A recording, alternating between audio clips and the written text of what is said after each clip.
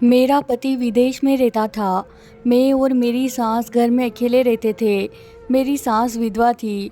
वो रोज़ाना शाम को खाना बनाकर ले जाती और कहती कि किसी अनाथ को दे आती हूँ, तुम्हारे ससुर को पुण्य मिलेगा। एक दिन सास बेहोश हो गई और डॉक्टर को दिखाया तो डॉक्टर कहती है कि तुम्हारी सास गर्भवती है। मैंने सास को कुछ नहीं बताया और अगले दिन सास का पीछा किया तो सास एक पुराने घर में गई।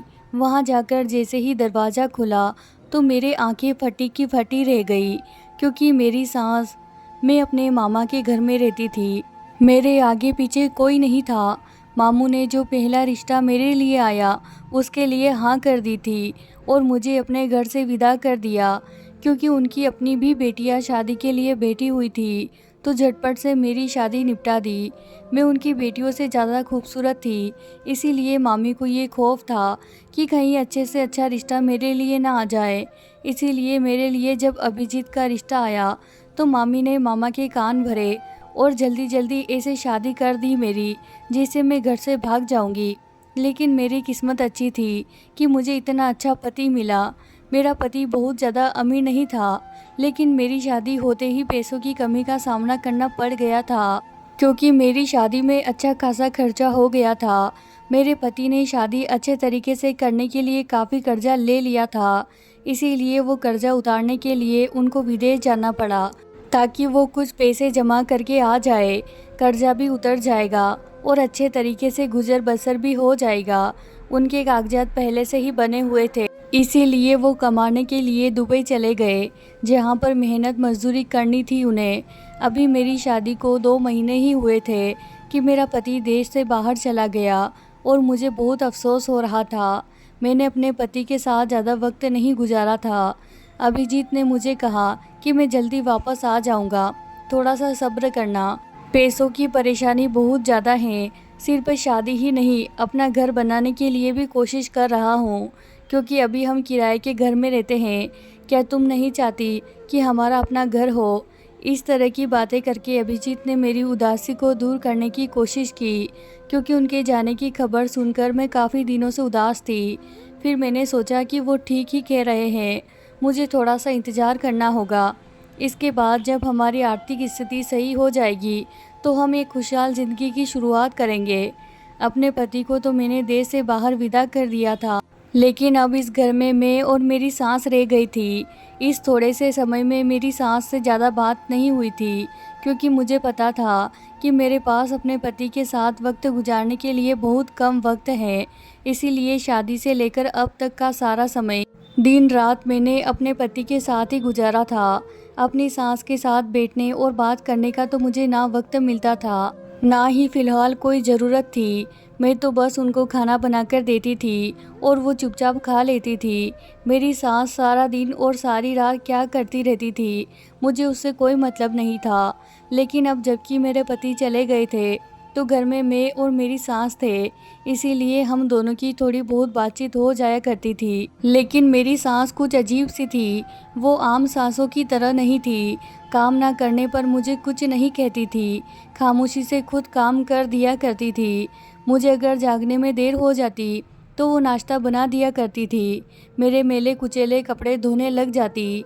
इन तमाम बातों से मुझे खुशी नहीं मिली थी, बल्कि गुस्सा आने लगा था। एक दिन मैंने उनसे कह दिया कि आप मोहल्ले वालों को क्या बताना चाहती है कि आपकी बहू को कोई काम नहीं आता, दिन चढ़े सोई रहती है, अपने कपड़े नहीं धो सकती, सफाई नहीं कर सकती। दूसरे शब्दों में तो आप मुझे बदनाम करना चाहती है मोहल्ले भर में। मेरा इतना सा कहना था कि इसके बाद मेरी सास ने किसी काम को हाथ नहीं लगाया। अब अगर हफ्तों में मेरे कपड़े मेले कुचले पड़े रहते तो वो नहीं धोती थी। अगर मैं देर से जागती थी तो वो चाय नहीं बनाती थी, सिर्फ वो अपने लिए बनाती थी।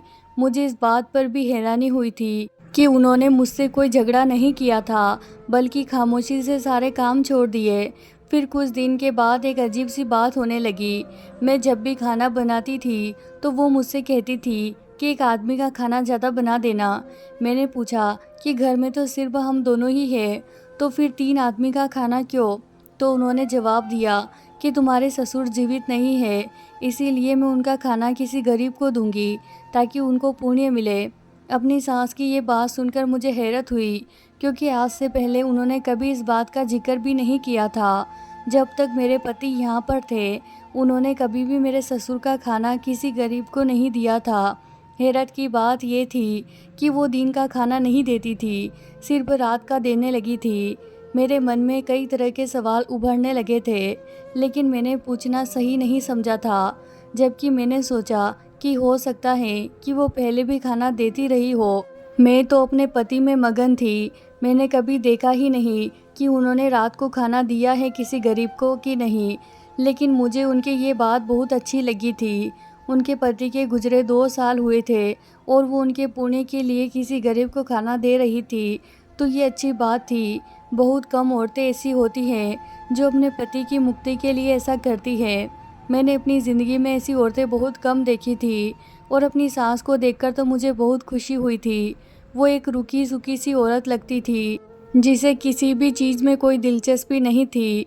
मुझे उनमें कभी कोई ख़ास अच्छाई नज़र नहीं आई थी, लेकिन ये बात मुझे बहुत अच्छी लगी थी और मेरे दिल में उनके लिए इज्जत बढ़ गई थी। ऐसा इसीलिए भी हुआ था कि मेरी नई नई शादी हुई थी और मुझे अपने पति से बहुत मोहब्बत थी, और मैं उनको याद करती थी तो मैं अपनी सास का दर्द महसूस कर रही थी। मैं सोचती थी कि मैं अपने पति से इतनी मोहब्बत करती हूँ कि वो थोड़े समय के लिए मजबूरन देश से बाहर गए हैं, तो मेरा ये हाल है। हालांकि मुझे उम्मीद है कि वो वापस आ जाएंगे, लेकिन मेरे सास के पति तो दुनिया से ही चले गए थे और उन्हें तो उम्मीद भी नहीं थी कि वो कभी वापस आएंगे। ऐसी बात सोचकर ही मेरा दिल डूबने लगता था, और फिर मुझे मेरी सास से हमदर्दी होती चली गई। अब हर वो औरत जिसे अपने पति से मोहब्बत हो, मुझे वो औरत अच्छी लगती थी, और जो औरतें बिना वजह अपने पति की बुराइयां करती थी, मेरा उनके पास बैठने को भी दिल नहीं करता था। मेरी सास रोज़ खाना लेकर घर से बाहर चली जाती थी और काफ़ी देर तक बाहर ही रहती थी, यहाँ तक कि मुझे नींद आने लग जाती थी। लेकिन मुझे जागना होता था, क्योंकि मुझे अपनी सास का दरवाज़ा खोलना होता था। एक दिन परेशान होकर मैंने अपनी सास से कहा कि आप खाना देने जाती हैं तो इतना वक्त क्यों लगाती हैं? मैं जल्दी सोने की आदी हूँ, क्योंकि सुबह सवेरे ही अभिजीत के फ़ोन कॉल का वक्त होता है। मेरी सास ने कहा कि गरीब को खाना देने के बाद मैं पड़ोस में चली जाती हूँ, वहाँ बातें करती हूँ, इसीलिए थोड़ी सी देर हो जाती है। आगे से तुम सो जाया करो और मेरी फ़िक्र छोड़ दो। मैं दरवाजे को बाहर से ताला लगाकर जाऊँगी और चाबी भी अपने साथ रखूँगी। सास की ये बात सुनकर मुझे कुछ सुकून आ गया था, यानी मेरे समस्या का हल हो गया था।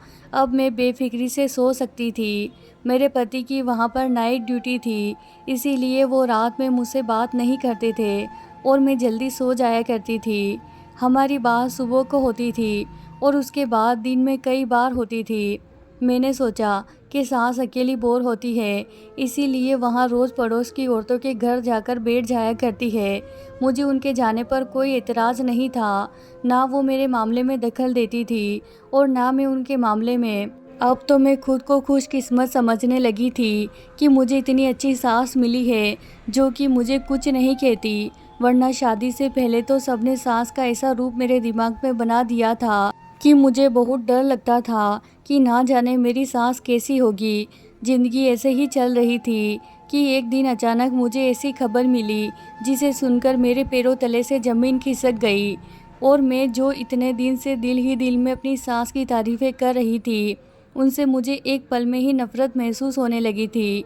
वास्तव में मेरी भोली भाली दिखने वाली सास अंदर से इतनी शातिर होगी, मुझे मालूम भी नहीं था। मैं तो उन्हें इस कदर मासूम समझ रही थी कि जैसे वो पापों से बिल्कुल दूर रहने वाली औरत हो, लेकिन मुझे नहीं पता था कि उन्होंने अच्छाई का चादर ओढ़ रखा है और जो हकीकत है वो उसके बिल्कुल विपरीत थी और बहुत ही खौफनाक। ये सब कैसे हो सकता है? मुझे विश्वास नहीं हो रहा था। ये हकीकत जानकर तो मैं बहुत परेशान हो गई थी और सोच रही थी कि मैं अपने पति को ये सब कुछ बता दूं। भला ये भी कोई बात बताने वाली थी जो मैं किसी को बताती। मैं तो अपने आप से दोहराते हुए शर्मसार हो रही थी। भला मेरी बूढ़ी सास इस तरह से कैसे कर सकती हैं? लेकिन जब मैंने गौर किया तो इतनी बूढ़ी नहीं थी। मेरी सास ने कहा था कि उनकी शादी जब हुई थी तो उनकी उम्र 14 साल थी।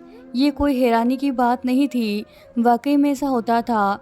और अब मेरी सास 40 साल से कुछ ऊपर ही होगी, लेकिन उनकी तबीयत अक्सर ख़राब रहती थी, जिसकी वजह से ऐसा महसूस होता था कि उन पर बुढ़ापा आ गया है। लेकिन कुछ दिन से मैंने ये भी देखा था कि उनके चेहरे पर एक बार फिर से रौनक आने लगी थी। एक दिन अचानक वो मेरे सामने चक्कर खाकर गिर पड़ी तो मैं परेशान हो गई। उन्हें होश में लाने की पूरी कोशिश की और मेरी कोशिश करने पर ही वो जल्द ही होश में आ गई थी। मैंने उनसे पूछा कि आपको क्या हुआ है, तो उन्होंने कहा कि शायद मेरा ब्लड प्रेशर लो हो गया है। हाँ ठीक है, मैं आपको अस्पताल लेकर चलती हूँ। मैंने रिक्शा पकड़ा और उनको पास के अस्पताल लेकर चली गई। पर आते ही वो एक बार फिर से बेहोश हो गई थी। मैं परेशान हो गई कि आखिर उनको हुआ क्या है। शायद वाकई उनका ब्लड प्रेशर बहुत ज़्यादा लो हो गया था, या गर्मी भी तो है। डॉक्टर ने कहा कि इनके कुछ टेस्ट होंगे। डॉक्टर ने उन्हें आराम का इंजेक्शन दिया और उनके खून का सैंपल लेकर कुछ टेस्ट किए। उनके होश में आने के बाद हम घर वापस आ गए। लेकिन अगली सुबह जब मैं रिपोर्ट लेने गई तो मेरे पैरों तले से ज़मीन खिसक गई, क्योंकि उस रिपोर्ट के मुताबिक तो मेरी सास प्रेग्नेंट थी। ये देखकर तो मेरा सर बुरी तरीके से चकराने लगा था कि यह सब क्या हो रहा था। मैंने सास को कुछ नहीं बताया और बदनामी के डर से वो रिपोर्ट छुपा दी। मेरी सास की तबीयत वैसे ही ख़राब थी। इस खराब तबीयत के बावजूद वह रोज़ की तरह खाना लेकर जाती थी। मुझे गुस्सा आ गया। मैंने कहा कि किस तरह का ड्रामा कर रही है ये औरत। मैं इनकी पति से मोहब्बत देकर बहुत प्रभावित हो गई थी, लेकिन मुझे नहीं पता था ये औरत इतनी घिरी हुई निकलेगी। अब तो मुझे यकीन हो गया था कि ये खाना देने के बहाने अपने आशिक से मिलने जाती थी। यकीनन खाना भी उसी को देती होगी, बल्कि उसके साथ मिलकर खाती होगी, क्योंकि वो बहुत सारा खाना निकाल कर जाती थी कि 2 लोगों के लिए काफ़ी होता था। पहले मैंने इन दोनों पर ध्यान नहीं दिया था, लेकिन अब मैं सोचने पर मजबूर हो गई थी, क्योंकि बात ही ऐसी थी। मैंने फैसला किया कि इस बात का पता लगाकर रहूँगी कि आखिर मामला क्या है और मेरी सास रोज़ाना रात को कहाँ जाती है। मैंने सोचा कि मैं सारे पक्के सबूत इकट्ठे करूँगी। इसके बाद ही अपने पति को सारी बात बताऊँगी। मेरे पति को भी पता चले कि उनकी माँ ने कितनी अजीब हरकत की है। इंसान जवानी में ऐसी गलती करता है तो बात समझ में आती है, लेकिन बुढ़ापे की दहलीज पर कदम रखते हुए मेरी सास को थोड़ा भी एहसास नहीं हुआ कि वो पल पल मौत के करीब हो रही है। वैसे तो मौत हर वक्त इंसान के सर पर होती है, कभी भी आ सकती है, लेकिन बुढ़ापा मौत का संकेत होता है। उम्र के इस हिस्से में दाखिल होते हुए मेरी सास को पूजा पाठ में मगन होना चाहिए था। इस हिस्से में आकर वो इस तरह का काम कर बैठी है। मैंने सास का पीछा करने की ठान ली थी। मैंने सोचा कि आज रात जब वो खाना लेकर बाहर जाएगी तब मैं उनके पीछे जाऊंगी, लेकिन मुझे याद आया कि वो ताले की चाबी लेकर जाती थी और बाहर से ताला लगाकर जाती थी, क्योंकि मैंने ही उन्हें कहा था कि मुझे जल्दी नींद आ जाती है। उनका इंतज़ार करते हुए मुझे देर हो जाती है। मैंने अपनी सास से कहा कि वो आज के बाद बाहर से ताला लगाकर ना जाया करे। मुझे डर लगता है कि कहीं अगर घर में आग वगैरह लग गई तो मैं कैसे बाहर निकलूंगी। मेरी ये बात सुनकर सास के चेहरे का रंग फीका हो गया था। मैंने महसूस किया था कि मेरी यह बात उन्हें अच्छी नहीं लगी थी। अब तो मुझे यकीन हो गया था कि दाल में कुछ काला है। जैसे ही मेरी सास खाना लेकर बाहर गई तो मैंने अपनी पुरानी चादर उठाई, जो कि शादी से पहले मैं इस्तेमाल करती थी और शादी के बाद भी इस चादर को यादगार के तौर पर अपने साथ लाई थी। इस चादर का इस्तेमाल मैंने इसीलिए किया था ताकि सास मुझे पहचान न सके, वरना जो चादर मैं रोज़ इस्तेमाल करती थी उससे तो वो बखूबी पहचान सकती थी कि मैं उनका पीछा कर रही हूँ। रात के 9 बज रहे थे और गली सुनसान हो गई थी, क्योंकि मोहल्ले वाले जल्दी से सोने के आदी थे। मैं इस तरह से सास का पीछा कर रही थी कि उनको थोड़ा भी शक ना हो कि कोई उनके पीछे है। वो शायद अपनी धुन में चलती जा रही थी। खाना हाथों में थामे हुए चलते चलते वो बहुत दूर आ गई थी। मुझे हैरानी हुई कि एक बीमार औरत इतनी दूर कैसे आ सकती है। फिर वो एक पुराने से घर में घुस गई जो बहुत ही टूटा फूटा सा था। मुझे डर था कि अंदर घुसते ही कहीं वो दरवाज़ा बंद ना कर दे, लेकिन जब मैंने पीछा किया तो देखा कि दरवाजे में तो कोई कुंडी ही नहीं थी। यानी कि वो घर इतना पुराना और टूटा-फूटा था कि उसकी दरों दीवारें भी इस बात के गवाह थे। मैं दबे पाँव इस घर के अंदर घुसी तो मैंने वहाँ पर देखा कि वहाँ पर मेरी ही सास का हम उम्र एक शख्स मौजूद था और मेरी सास उससे बहुत खुशहाल माहौल में बातें कर रही थी। ना सिर्फ बातें कर रही थी बल्कि अपने हाथों से निवाले बनाकर उस शख्स को खिला रही थी। ये दृश्य देखकर तो मेरा ऊपर का सांस ऊपर और नीचे का सांस नीचे रह गया था कि ये सब हो क्या रहा था। यानी कि मेरी सास रोज़ाना मुझसे झूठ बोलकर जाती थी कि वो गरीब बच्चों को खाना देने जाती हैं, जबकि वो यहाँ आकर किसी अनजान आदमी के घर के अंदर आकर ना सिर्फ अपने हाथों से खाना खिलाती हैं बल्कि उससे खुश होकर बातें भी कर रही थी और काफ़ी वक्त लगाती है। यहाँ तक कि मैं सो जाती हूँ और जब मैं पूछती हूँ तो कहती है कि मोहल्ले की औरतों के साथ बैठती है। और मैं कितनी बेवकूफ़ थी कि मैंने उन सब बातों पर ध्यान देना तो दूर की बात, कभी सास पर जरा सा भी शक नहीं किया और मैं उसको एक अच्छी औरत समझती रही जो अपने पति की वफादार है और उनके पुण्य के लिए खुद गली से बाहर आकर गरीबों को खाना देती है। लेकिन अब सिर्फ खाना खिलाने की हद तक नहीं थी, ना ही किसी अनजान शख्स से बातें करने की हद तक थी, बल्कि बात तो इससे भी बहुत आगे निकल चुकी थी। मेरी सास तो गर्भवती हो चुकी थी। अब तो मुझे यकीन हो गया था कि यही वो शख्स है जिसके साथ मेरी सास का कोई चक्कर है। इसी वजह से वो खाना देने के बहाने यहाँ आती है। अब ये आदमी कौन है मैं नहीं जानती थी। पहले तो मेरा दिल ही किया कि मैं वहाँ जाकर उन दोनों के मुंह पर उन्हें भला बुरा कहूँ। फिर मुझे ख्याल आया कि वो दोनों कहीं मुझे नुकसान न पहुँचा दे और मैं पीछे अपना घर भी खुला छोड़कर आई थी, कहीं चोर ना घुस जाए। मुझे यह फिक्र थी। जैसे ही मेरे दिल में चोर का ख्याल आया मैं तुरंत घर वापस आई, क्योंकि वहाँ पर मेरे जेवरात भी पड़े थे और कुछ कीमती सामान भी। मैं सोच सोच कर पागल हो रही थी। मैंने फैसला कर लिया था कि मेरी सास घर आएगी तो मैं उनके सामने वो सब कुछ बोल दूंगी जो मेरे दिल में है। वहाँ पर तो मैंने उस अनजान शख्स के डर से कुछ नहीं कहा था, लेकिन घर में तो मैं बोल सकती थी। जैसे ही मेरी सास वापस आई तो मुझे जागता देखकर थोड़ी सी चौंक गई और पूछा कि तुम अभी तक सोई नहीं। मैं भी गुस्से में आ गई और कहा कि जिस औरत की सास इतनी बदकिरदार हो सकती है उसको भला नींद कैसे आएगी। मेरी बात सुनकर तो मेरी सास हैरान होकर मुझे देखने लगी। तो मैंने कहा कि मुझे इस तरह से ना देखे, मुझे सारी सच्चाई पता चल गई है कि आप खाना देने के बहाने कहाँ जाती हैं और किससे मिलती हैं और आपकी कोख में किसका पाप पल रहा है। मेरी सास ने मुझसे कहा कि मैं क्या बोल रही हूँ, तो मैंने उनकी मेडिकल रिपोर्ट उनके मुंह पर मारते हुए कहा कि ये सब मैंने बिना वजह नहीं कह रही हूँ। ये आपकी मेडिकल रिपोर्ट है जिसमें बताया गया है कि आप गर्भवती हो चुकी है और अब मैं वो देख कर आई हूँ कि आप किसका पाप लिए फिर रही है। सास ने वो रिपोर्ट उठाई और उन्हें पढ़ने लगी और मुझसे कहा कि ऐसा कुछ नहीं है, रिपोर्ट में गलत लिखा हुआ है। मैंने कहा कि अगर रिपोर्ट गलत है तो मैं यकीन भी कर लेती, लेकिन वो शख्स कौन है जिससे सारी सारी रात आप बैठकर बातें करती रहती है, अपने पति के पुण्य का नाम लेकर किसी और शख्स के पास रहते हुए आपको शर्म नहीं आती? कौन है वो शख्स जिसके साथ आप हंस हंस कर बातें कर रही थी? आपको अंदाज़ा भी है कि आपने मेरे पति की इज्जत को मिट्टी में मिलाकर रख दिया है। क्या मुंह दिखाएंगे मेरे पति सारी दुनिया को कि उसकी बूढ़ी माँ, जिसने अभी अभी बुढ़ापे की दहलीज पर कदम ही रखा है, वो गर्भवती हो गई है। अगर मेरे ससुर जिंदा होते फिर भी ज़माना कुछ ना कहता, थोड़ी बहुत बात होती और फिर सब चुप हो जाते कि चलो एक स्वीकारने लायक बात है, कोई अनुचित बात तो नहीं है, ये कहकर लोग उसे स्वीकार कर लेते। लेकिन अगर दुनिया मेरे पति से उससे जुड़ी सवाल करेगी तो वो ज़माने में किसी को मुंह दिखाने के काबिल नहीं रहेंगे। लोगों की बहन या बेटी इस तरह के काम करती है और उनके सर शर्म से झुक जाते हैं, लेकिन ये पहली बार है कि एक जवान लड़के की मां ने इस तरह का काम किया है। मेरे पति तो बदनामी के डर से अपनी जान ही ले लेंगे। मैंने अपने दिल का सारा भड़ास सास के सामने निकाल दिया तो उन्होंने कहा कि तुम गलत समझ रही हो, वो शख्स तो मेरा भाई है। उसे किसी ने गलत डकैती के केस में फंसाया था, जिसकी वजह से वह पुलिस से छुपकर इस घर में बैठा हुआ था और मैं उसे खाना देने जाती थी।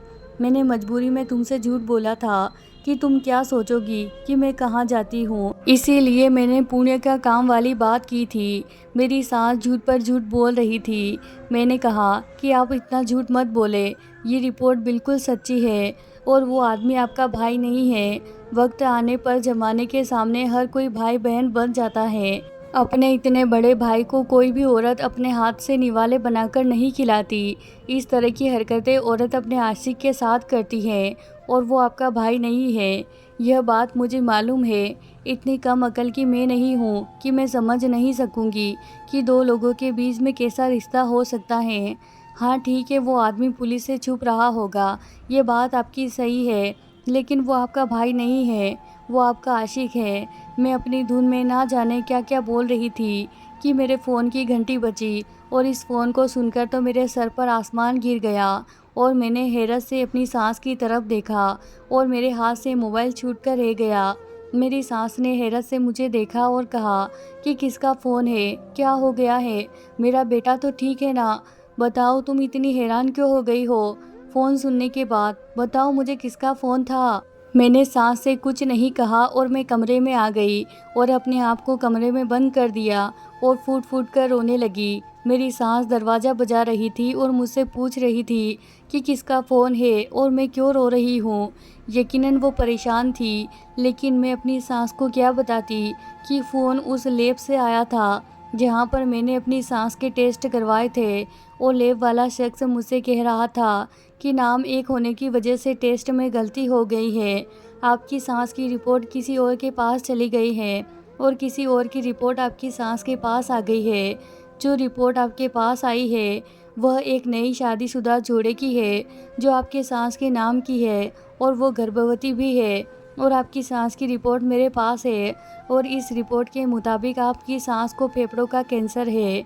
अब मैं अपने सांस को क्या बताती कि मैं जो इतनी देर से उनके किरदार पर उंगली उठा रही थी, उनके पास तो ज़िंदगी के वक्त की ही कमी थी। मैं किस मुंह से अपनी सांस से माफ़ी मांगती। आखिर मैंने दरवाज़ा खोल दिया और अपनी सांस के गले लगकर फूट फूट कर रोने लगी और उनको सारी हकीकत बता दी। उस दिन के बाद मेरी सांस बहुत बीमार हो गई थी और उनकी आंखों में हर वक्त मेरे लिए शिकायत रहती थी। वो शख्स वाकई में मेरी सांस का भाई था जो पुलिस से छुप रहा था। एक छोटी सी गलतफहमी ने सब कुछ बर्बाद करके रख दिया था। मेरी सास कुछ महीने बाद इस दुनिया से हमेशा के लिए चली गई थी क्योंकि उन्हें कैंसर था। लेकिन मैं कभी भी अपने आप को माफ़ नहीं कर पाऊंगी कि मैंने उनको इतना कुछ कहा था। मुझे उनकी बात गंभीरता से सुननी चाहिए थी, समझनी चाहिए थी और लैब वालों से कहना चाहिए था कि आपकी रिपोर्ट में ज़रूर कोई गलती है। लेकिन बजाय इसके कि मैं यह सब कुछ करती, मैंने आंखें बंद करके हर चीज़ पर भरोसा कर लिया था। काश कि मैं एक पल को सोचती कि रिपोर्ट गलत भी हो सकती है। मुझे ये बात सोचनी चाहिए थी, आगे जाकर डॉक्टर से बात करनी चाहिए थी, लेकिन मैंने अपनी ज़िंदगी की सबसे बड़ी गलती कर दी थी और मेरे दिल में हमेशा इस बात का बोझ रहेगा। तो दोस्तों, ये थी हमारी कहानी। अगर आपको वीडियो पसंद आया है तो इसे ज़रूर लाइक कीजिए। अगर आपने अभी तक हमारे चैनल को सब्सक्राइब नहीं किया है तो दोस्तों चैनल को सब्सक्राइब करना बिल्कुल ना भूलें। धन्यवाद दोस्तों।